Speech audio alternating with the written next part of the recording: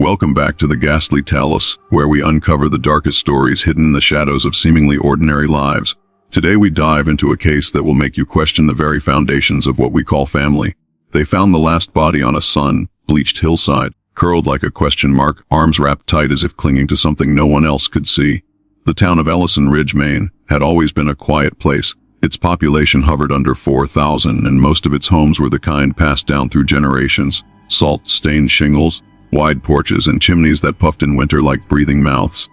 It was the kind of town that still rang its church bells for funerals, where people spoke of families the way one might speak of building strong bones, a sound foundation. But even places like Ellison Ridge have shadows. It started, or at least, the first incident people cared to remember started, on November 12, 1993. Catherine Dawes was 24 when she died, a nurse at the St. Agatha Residential Hospice on Pine Hollow Road. She was found in the bathtub of her family's estate, wrists slashed with surgical precision. The Dawes property, Dawesmoor, was the oldest estate in Ellison Ridge. It had stood since 1834, once home to ship captains and timber barons, and later to lawyers, politicians, and a long lineage of heirs that always seemed unnaturally short-lived. Local lore referred to it as the quietest curse in Maine. Catherine had no known mental health issues, no prior suicide attempts. Her journals, found stacked in a row beneath her bed, spoke only of mundane anxieties, long shifts, and dreams of moving to Boston. But on that day in 1993, something cracked. There was no note, only a single sentence carved faintly into the bathroom mirror with the tip of a scalpel. The house calls by name. Her death marked the fifth generation in a row of Dawes heirs to die before the age of 35. The town mourned her and then, as towns do, moved on. But I didn't. My name is Owen Hargrove, and I am the last person Catherine named in her will. I wasn't family. I wasn't even a close friend. At best, I was a childhood acquaintance, someone who used to sneak chalk into the school piano with her when we were 8.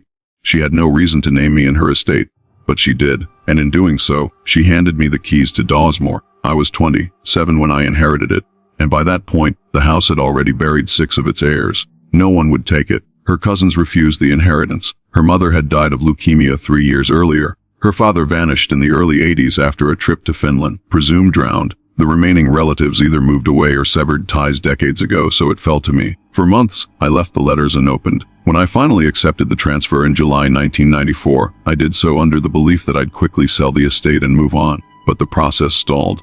The property had complications, liens, unresolved disputes over Catherine's assets, and structural inspections that always came back inconclusive.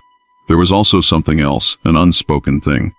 The kind of resistance that didn't show up in paperwork. People didn't want to help. Contractors ghosted, real estate agents lost interest, and the locals, when I mentioned the Dawes name, just nodded solemnly and changed the subject. It was the silence that first made me uneasy. I moved in that September. At the time, I thought the whispers were just small-town superstition.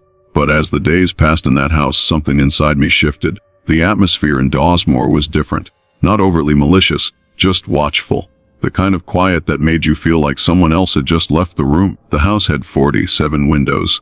18 doors, 2 staircases, one grand, the other hidden behind the pantry. The floors creaked even when you didn't move. Certain lights flickered even with new bulbs, and no matter what I did, I could never make the 3rd floor feel warm. There were cold spots in the corners, places the sun never seemed to reach. I chalked it up to insulation, to my own nerves. But I started recording things anyway. A journal like Catherine had. September 17, 1994, I'd heard the piano again. No one here. It was 3 notes this time, F-Bay, D, F-A. October 30 found an old ledger in the study. Lists of birth dates, death dates, all Dawes, all under 35. October 22 woke up at 2:41 a.m. Thought I heard someone crying in the hallway. Nothing there. Floorboards damp. The journals became routine. They made me feel sane. I sent copies to my friend Leela Granger, a cultural anthropologist in New Hampshire. She told me to consider recording audio too. So I did, and what we caught on the 3rd week of November still plays in my mind like an infection. It was 3:07 a.m. The recorder sat on the nightstand. I had fallen asleep early and hadn't moved all night. The tape plays 20 minutes of silence.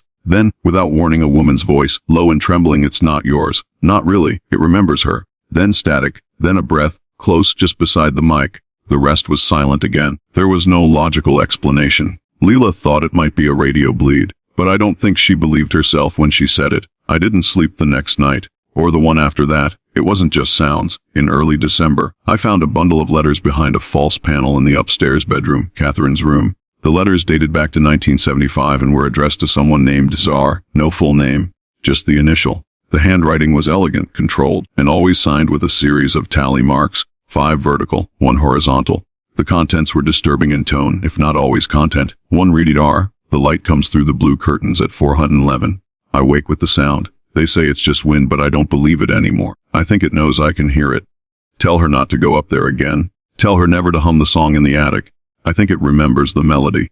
Another simply read R. He's not in the mirror anymore. I think he stepped through. I turned the letters into the Ellison Ridge Historical Society. They had no record of anyone in the Dawes family with a name starting with R, at least not in the last 100 years. The letters were stored for archival review, but I kept scans. I needed to understand what was happening in that house. Around this time, I started experiencing lapses in time. I would wake in different rooms than I fell asleep in. Once, I found myself sitting on the cellar stairs, the door wide open, holding a small bone I didn't recognize, too small to be animal. My hands were covered in dirt. I had no memory of how I got there. Neighbors began to notice. Sandra Phelps, who lived across the wooded path, said she saw my bedroom light on every night at exactly 4:11 a.m. She claimed to see a silhouette at the window, but not yours. She added, "It's taller than you." Others started coming forward, quietly in whispers. A local postal worker, Mark Lickler, claimed that letters would arrive for Catherine months after her death, postmarked from Canada, then Iceland, then Ukraine. He said the handwriting matched old postcards he used to sort for her father in the 70s. "I swear to you," he said in a recorded interview, "I saw her name written in her father's hand last spring. The envelope was warm, like it had just been sealed, but it was dated 1983. I asked him if he kept any of them. I burned them," he replied. "Didn't want that in my house. By February 1995, I knew I wasn't safe, but I also couldn't leave. Something in the house, something ancient, maybe forgotten, had made its presence known, not with violence, not with threats, but with attention. It was watching, learning, waiting." In mid-February, I received a call from Leela. She sounded shaken. "Owen," she said, "I think someone else lived there. I mean, before the Dawes. I found a map from 1802. The estate sat on a native burial hill, and there's no record of its purchase, no legal transfer. It's like it was planted there." I asked her what that meant. She paused, then said, "It means the land was never given. It was taken, and the house never forgot."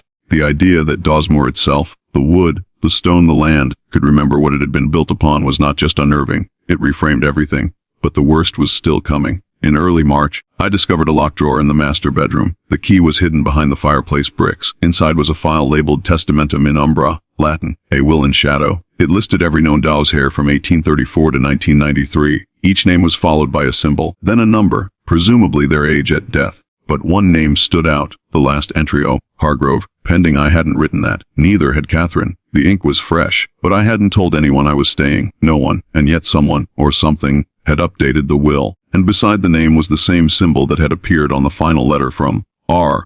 5 tally marks, crossed by want. I didn't sleep that night. I didn't sleep the one after that either.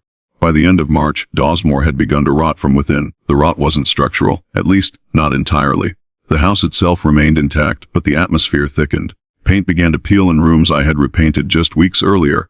Wooden floors, once dry and solid, took on a soft give beneath my footsteps, as if something beneath the floorboards had begun to breathe. No matter how often I cleaned, a thin, greasy film would return to the mirrors. The air inside the house felt heavier each day, more humid, more alive. On March 23, 1995, I began to dig, not metaphorically, not in archives or documents. I went into the backyard of Dawesmoor with a borrowed spade and started turning soil. I wasn't sure what I expected to find, only that the need to do it had taken hold of me with a kind of feverish urgency. It started with the oak tree, an old, warped thing with a split trunk that always leaned east. I had seen something there one night, a faint glimmer in the ground beneath the roots. It was probably a trick of the moonlight, but I couldn't ignore it. I dug for 4 hours. At about 3 feet down, I hit brick. Not stone, not foundation. Brick, laid in a square. A chamber. It took 2 more days, but I managed to uncover the top of what appeared to be a sealed well. The bricks were dark with moss. There were no markings except one faint etching, barely visible in the clay. The same symbol again, 5 lines crossed by 1. I sent a photograph to Leela. She didn't respond for 3 days. When she did, she was tersy. "Stop digging. Please. Something's wrong. I'll explain when I get there." She never came. On March 31, 1995, Leela Granger was found in her home in Keene, New Hampshire. Apparent suicide, but nothing about it felt real. Her body was discovered by a neighbor after 3 days of unanswered calls. She was found kneeling in her bathtub, hands bound, mouth sealed with candle wax, and a mirror propped in front of her. Written across the glass in her handwriting was one phrase. It followed me. Her death was ruled self-inflicted, but I knew better. In the weeks that followed, I withdrew entirely from public life. I stopped answering calls. I boarded up the windows, locked the doors, and began documenting everything with obsessive precision. I installed cameras, 12 of them, inside and outside the house. Not because I thought they'd protect me, but because I wanted someone eventually to see what I saw. And slowly, the house began showing me more. It started revealing rooms. One in particular was never on the blueprints. A narrow chamber accessible only through the pantry, behind a false wall. When I found it, it smelled of cedar and dried herbs. The floor was etched with concentric rings and symbols, some Latin, some older. The walls were lined with books bound in rawhide and brittle vellum. In the center was a pedestal. On it sat a single item, a human tooth, blackened with age, drilled through the center and threaded with red thread. A small plaque beneath it read, "For the taker, for the taken." I photographed everything. Sent it to the Ellison Ridge Historical Society under a false name. Their response came 3 weeks later, via certified letter. "We have no record of this room. Please refrain from further communication." Sure, at that point, it wasn't about ghosts or curses anymore. It was about legacy. A pattern was emerging, and it pointed to something older than the Dawes family. Something ritualistic.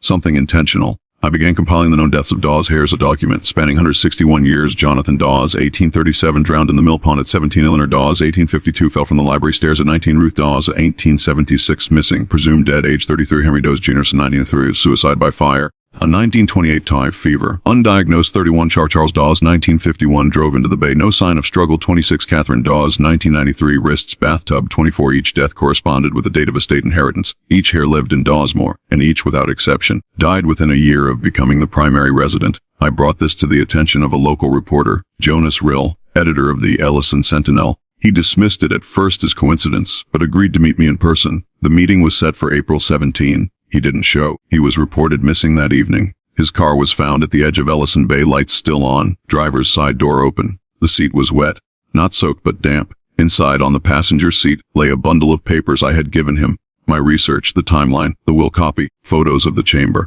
all waterlogged. His body was never recovered. By then, I had stopped pretending this could be solved with logic. There was a mind to this thing. Not human, not even sentient in a way we understand, but it fed on lineage, memory, presence. It consumed not flesh, but narrative, history, and it had turned its gaze to me. April 26, 1995, I woke to find my own name scratched into the wall above my bed backwards.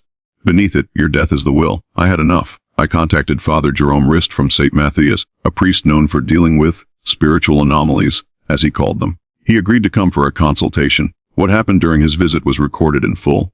The tape exists. I still have it. There is something here, but it's not demonic. Not in the traditional sense. This is older. It's rooted in covenant, blood covenant. This house isn't haunted. It's consecrated. To what? To itself. That night, he refused to sleep in the house. He stayed at a motel across town. By morning, he was gone. His room was untouched. No sign of struggle. Just an open Bible on the pillow, turned to Leviticus 27:28, but nothing that a man owns and devotes to the Lord, whether human, animal, or family land, may be sold or redeemed. Everything so devoted is most holy to the Lord. I never heard from him again. The house had made its point. It was not haunted. It was fed. In May of 1995, I stopped leaving the property. I lived on preserved food. I blacked out the windows. The cameras continued to record. On May 9, one of them, camera 6, facing the stairwell, captured something that has never been explained. 3:41 a.m. A figure descending the stairs, not me. I was asleep in the basement, confirmed by 2 other cameras. The figure resembled a woman, long hair, hospital gown, bare feet. She moved slowly as if underwater. Her face was obscured, but when she reached the first floor, she turned to the camera. There was no face, only skin stretched flat, featureless. Then, frame by frame, the footage blinked black. When it resumed, the figure was gone. I sent the footage to a forensic analyst in Boston under a pseudonym.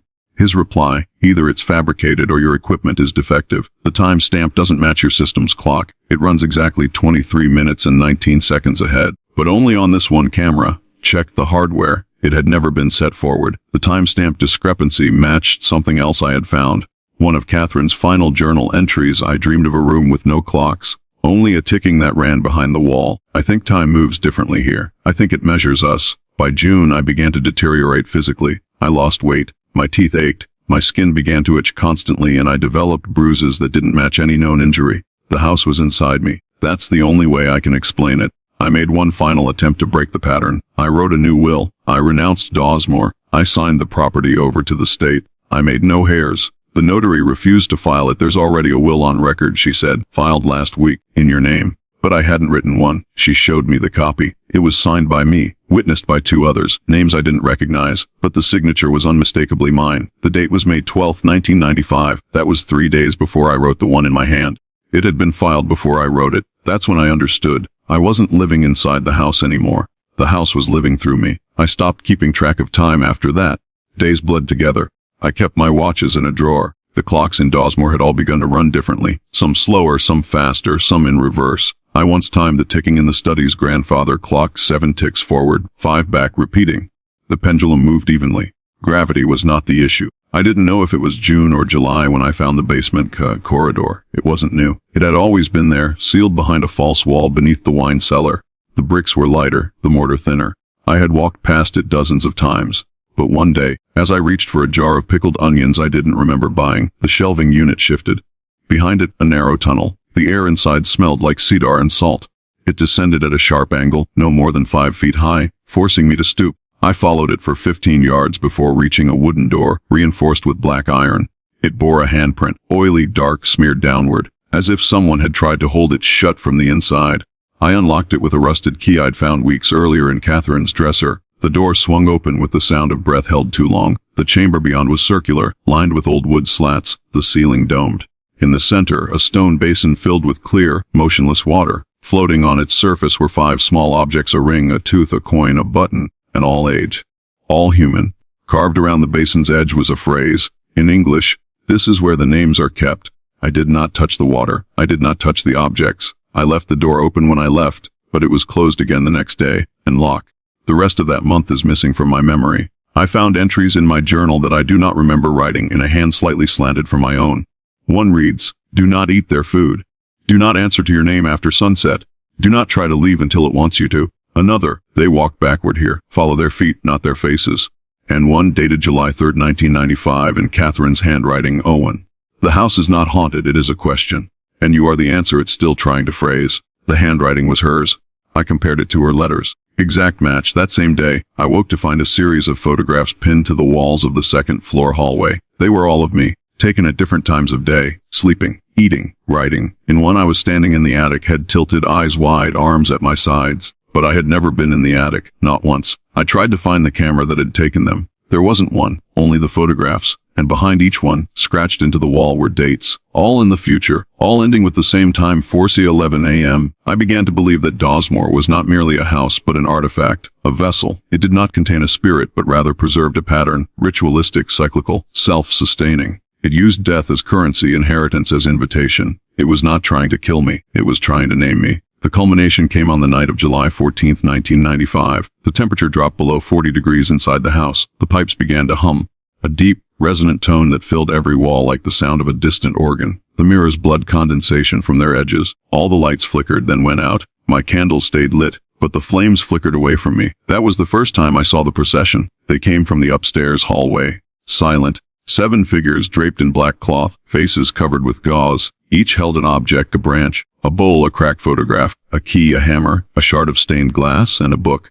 They moved in single file, never turning toward me. They entered the study and closed the door behind them. The room was empty when I entered, but the smell remained, a scent I now knew well, damp stone, faded roses, and salt. The next day I found a new will in the study desk, typed, fresh. It bore my name as executor, it named no heirs, and in the final clause it contained this line: "The property shall remain in legal stasis until the rightful blood remembers its name." I didn't write it, but the signature was mine. I took the will to Ellison Ridge town clerk's office. The woman behind the desk looked at it once, then said flatly, "You're not the first one to bring that in." I asked her what she meant. She hesitated, then opened a drawer beneath her desk.